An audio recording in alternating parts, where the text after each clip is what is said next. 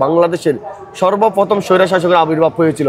তিনি হচ্ছেন শেখ মুজিবুর রহমান। আলমগীর অ্যারেস্ট হওয়ার 1 মিনিট আগে যখন আমার সাথে তার কনভারসেশন হয়েছিল, সেই সময় আমি আরেকটু কঠোর নজরদারিতে পড়ে গিয়েছিলাম।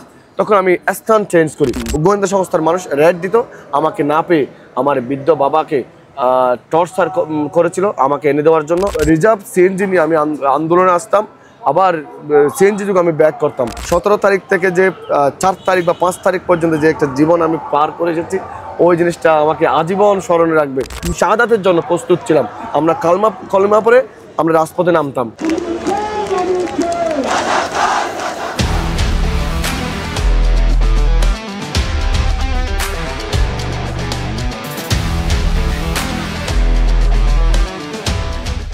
দেশের জুলাই বিপ্লবে অনেকে আহত হয়েছেন, অনেকে নিহত হয়েছেন, আবার অনেকে বেঁচে ফিরেছেন। যারা বেঁচে ফিরেছেন তারা এখন স্বপ্ন দেখছেন দেশ সংস্কারের। কক্সবাজারে জুলাই বিপ্লবে সম্মুখ সারির যোদ্ধা শাহেদুল ওয়াহিদ শাহেদ আমাদের সাথে আছেন। কেমন আছেন আপনি? আছি আলহামদুলিল্লাহ, আল্লাহ পাক রব্বুল আলামিন কাছে অশেষ আল্লাহ পাক রব্বুল আলামিন অশেষ কৃপায় ভালো আছি। এই যে জুলাই বিপ্লবে আন্দোলনে আপনি নিজেকে জড়ালেন, আপনার ভূমিকা কীরকম ছিল এবং আপনি কিভাবে নিজেকে জড়ালেন একটু বলবেন? ধন্যবাদ। যখন সাবেক স্বৈরাচারী প্রধানমন্ত্রী শেখ হাসিনা বাংলার ছাত্র সমাজকে রাজাকার হিসেবে আখ্যায়িত দিয়েছিলেন, তখন তুমি কে আমি কে রাজাকার রাজাকার, কে বলেছে স্বৈরাচার স্বৈরাচার, এই স্লোগানে যখন সারা বাংলাদেশ উত্তাল ছিল, তারই ন্যায় কক্সবাজারেও আমরা 15 তারিখ আন্দোলন সূচনা হয়। 16 তারিখ 15 তারিখ আমরা বিভিন্ন অনলাইন প্ল্যাটফর্মে ঘোষণা দিই। আমরা 16 তারিখ একটা গণজমায়েত দিয়ে আমরা একটা বিক্ষোভ মিছিল করবো এর প্রতিবাদে বা কোটার যৌক্তিক সংস্কারের দাবিতে। তো এর পরিপ্রেক্ষিতে আমরা দেখেছি 16 তারিখ সকালবেলা কক্সবাজার আন্দোলনের সূচনা করে কক্সবাজার পলিটেকনিক ইনস্টিটিউট, আমি তাদেরকে ধন্যবাদ দিতে চাই। তারা আন্দোলনের সূচনা করেন এবং পূর্ব ঘোষিত কর্মসূচি অনুযায়ী আমরা 16 তারিখ বিকালেই নামি। 16 তারিখ সকালে যখন পলিটেকনিক ইনস্টিটিউট মিছিল বের করে লিঙ্ক রোড চত্বর প্রদক্ষিণ করে যখন কক্সবাজারের অন্যতম বিদ্যাপীঠ সরকারি কলেজের সামনে এসে তারা কুটানা মেডা ওই স্লোগান দিচ্ছিল, তখন আমরা দেখেছি নিষিদ্ধ সংগঠন ছাত্রলীগের লাঠিয়াল বাহিনী আমার নিরহ নিরস্ত্র ভাই বোনদের উপর কীভাবে ঝাঁপিয়ে পড়েছিল। আমরা দেখেছি কক্সবাজার সরকারি কলেজ ছাত্রলীগের সাবেক আহ্বায়ক রাজিবুল ইসলাম মুস্তাকের নেতৃত্বে আমার ভাই বোনদের উপর ঝাঁপিয়ে পড়েছিল, আমার ভাই বোনদেরকে আঘাত করেছিল এবং তিনি ফু দিয়ে কক্সবাজার ছাত্র সমাজকে উড়িয়ে দেওয়ার হুঁশিয়ার দিয়েছিলেন। এর পরিপ্রেক্ষিতে আমরা যখন বিকালবেলা কক্সবাজারের সকল শিক্ষা প্রতিষ্ঠান, কক্সবাজার সরকারি college, Cox's Bazar city college, Cox's Bazar Ramu college, কক্সবাজারের একমাত্র ইউনিভার্সিটি কক্সবাজার ইন্টারন্যাশনাল ইউনিভার্সিটি থেকে শুরু করে কক্সবাজারের যতগুলো স্কুল প্রতিষ্ঠান আছে, স্কুল কলেজ আছে, আমরা সবাইকে সাথে নিয়ে আমরা লিঙ্ক রোডে বিকালবেলা আবার জমায়েত হই। আমরা বিকালবেলা হাজার হাজার মানুষ নিয়ে আমরা ওই মিছিলটি কক্সবাজার লিঙ্ক রোড থেকে শুরু করে আমরা টার্মিনাল চত্বর প্রদক্ষিণ করে আবার দেন ব্যাক করে আমরা কলেজের সামনে অবস্থান নিই। আমরা সেদিন রাজীবকে দেখিয়ে দিয়েছিলাম, রাজীবের হুঁশিয়ারির প্রেক্ষিতে আমরা কক্সবাজার সরকারি কলেজের সামনে দেখিয়ে দিয়েছিলাম যে আমরা কক্সবাজার ছাত্র সমাজ একতাবদ্ধ আছি, এবং সেদিন রাজীবকে কিন্তু উচিত জবাব দিয়েছিল বাংলার ছাত্র সমাজ। এভাবে আসলে কক্সবাজারের আন্দোলনের সূচনাটা হয়। আমরা 16 তারিখ 17 তারিখ 18 তারিখ থেকে শুরু করে 18 তারিখ কারফিউ পূর্ববর্তী পর্যন্ত আমরা আন্দোলন করি। দেন দেখি আমরা কারফিউ চলে আসি, সারা বাংলাদেশে কারফিউ দিয়ে শিক্ষার্থীদের বা যৌক্তিক আন্দোলনকে দমানোর চেষ্টা করে। এভাবেই আসলে কক্সবাজারের আন্দোলনটা সূচনা হয়। এই যে আন্দোলনের সাথে নিজেকে জড়াতে গিয়ে আপনি পারিবারিক বা অন্যভাবে কোনো বাধার সম্মুখীন হয়েছিলেন কিনা, বা আপনার বাসা থেকে কেউ বারণ করেছিলেন কিনা এই আন্দোলনে না যাওয়া?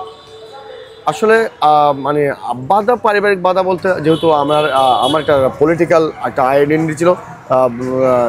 ধরেন 16 বছর যাবৎ প্রতিটা স্বৈরাচার বিরোধী আন্দোলনে আমি নিজেকে উপস্থিত রাখতাম, আমি নিজেকে উপস্থিত নিয়ে দণ্ড মনে করতাম। আমরা দেখেছি এই সরকার, বিগত ফ্যাসিস্ট সরকার কীভাবে বাংলার সাধারণ মানুষের গণমানুষের ভোটাধিকার হরণ করেছিল। আমরা সেই ভোটাধিকার ফিরিয়ে পাওয়ার জন্য আন্দোলন করেছি। আমরা দেখেছি কীভাবে মানুষের বাক স্বাধীনতা থেকে শুরু করে স্বাধীনতা খর্ব করেছিল। আমরা সেই স্বাধীনতা ফিরিয়ে পাওয়ার জন্য বারবার 16 বছর যাবৎ যেহেতু আমি রাজপথে ছিলাম, আন্দোলন সংগ্রামে ছিলাম ফ্যাসিস্ট বিরোধী, সেক্ষেত্রে পারিবারিক বাধাটা তেমন ওভাবে ব্যাক পেতে হয়নি। তবে আমরা যখন 16 তারিখ আন্দোলন, 16 তারিখ যখন রাজীবের রাজীব পালাতে গিয়ে যখন গ্লাসে হাত কেটে যায়, তখন দেখেছি একটা মামলা হয়েছিল বা পার্টি অফিস বা আওয়ামী লীগ অফিস ভাঙচুরের একটা মামলা হয়েছিল। দেন এই মামলা হওয়ার পরবর্তীতে, যদিও ওই মামলা আমি আসামি হইনি, তবে এই মামলা হওয়ার পরেও মানে 17 তারিখ 18 তারিখের ঘটনা নিয়ে যে মামলাগুলো হয়েছিল, আমি 3টি মামলায় আসামি হয়েছিলাম। ওই আসামি হওয়ার পরে দেখেছি আমাকে মানে প্রতিটা দিন আমার বাসায় ডিবি থেকে শুরু করে বিভিন্ন প্রশাসনের গোয়েন্দা সংস্থার মানুষ রেড দিত আমাকে না পেয়ে। আমার বৃদ্ধ বাবাকে টর্চার করেছিল আমাকে এনে দেওয়ার জন্য, আমাকে না পেয়ে আমার বাইকে তুলে নেওয়ার হুমকি, ছোটো বাইকে তুলে নেওয়ার হুমকি দিয়েছিল।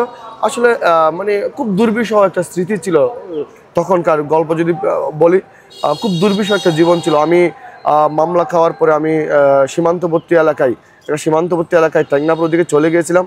চলে যাওয়ার পরে আমি ওখান থেকে রেগুলার রিজার্ভ সিএনজি নিয়ে আমি আন্দোলনে আসতাম, আবার সিএনজি যুগে আমি ব্যাক করতাম।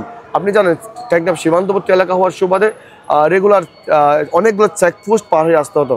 মানে খুব সংকীর্ণ মন নিয়ে ওখান থেকে আসতাম। মানে প্রতিনিয়ত ভাবতাম এই যে এখন গ্রেপ্তার হচ্ছি। এক পর্যায়ে যখন আমাকে ট্র্যাক করা হচ্ছিল, আমার যে বাসায় অবস্থান নিয়েছিলাম, তারা যখন ওই বাসার লোকেশন জেনে যায়, এর মাঝখানে আমার সহযোদ্ধা আলমগীর অ্যারেস্ট হয়ে যায়।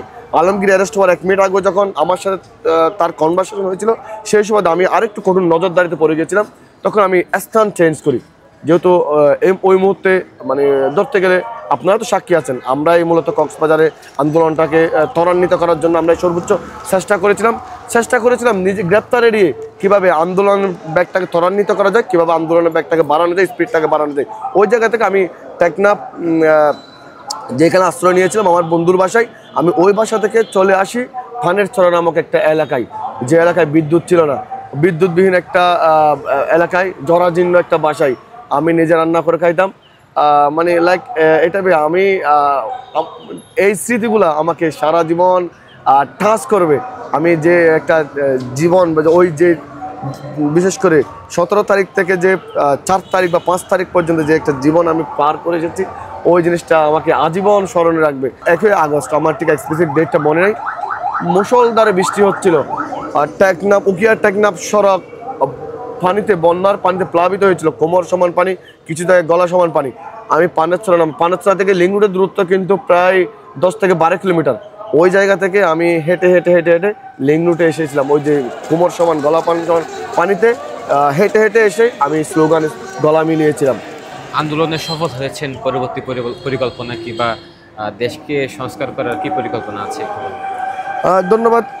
আমরা আসলে ইতিহাস কথা বলে একটা কথা আছে, আমরা দেখেছি, আমরা ইতিহাস পড়ে জেনেছি 1971-এর বাংলাদেশ স্বাধীন হওয়ার পরে যখন ফ্রিডম ফাইটাররা, মুক্তিযোদ্ধারা, জাতির সূর্য সন্তানরা বাসায় ঢুকে গিয়েছিল, তখন একজন স্বৈরা শাসকের, বাংলাদেশের সর্বপ্রথম স্বৈরা শাসকের আবির্ভাব হয়েছিল।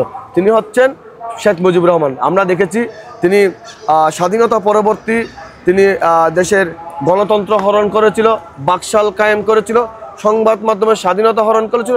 শুধুমাত্র 4টি জাতীয় দৈনিক ব্যতীত সকল সংবাদ মাধ্যম উনি বন্ধ করে দিয়েছিল। উনি রক্ষী বাহিনী তৈরি করেছিল।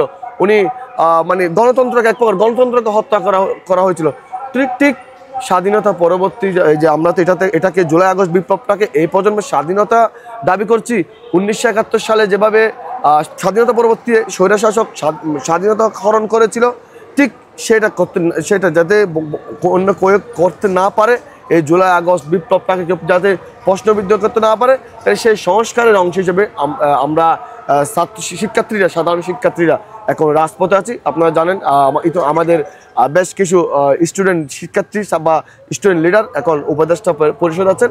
আমরা মানে তাদের সাথে সমন্বয় করে আমরা চাচ্ছি দেশের যে কনস্টিটিউশন থেকে শুরু করে দেশের বিভিন্ন অর্গানকে আমরা সংস্কার করার জন্য আমরা সেই হিসেবে এখনও রাজপথে আছি বা নিজেদেরকে রাজপথে জড়িত রেখেছি।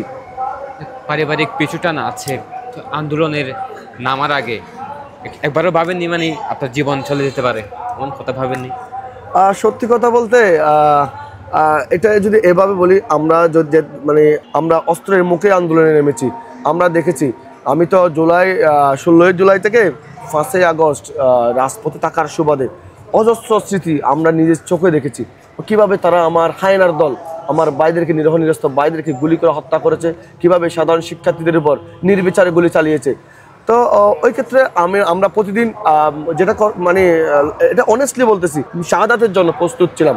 আমরা কলেমা পরে আমরা রাজপথে নামতাম, এই বুঝি আমার মৃত্যু হচ্ছে, এই বুঝি। কারণ আমরা এমন একটা সিচুয়েশনে চলে গিয়েছিলাম, দেওয়ালে ফিট থেকে গিয়েছিল, ওখান থেকে পিছনে আসার সুযোগ ছিল না। ওই যে মরলে শহীদ বাঁচলে গাজী, ঠিক ওটাই মাথায় নিয়ে আমরা রাজপথে নেমেছি এবং আন্দোলন সংগ্রাম সফল করেছি।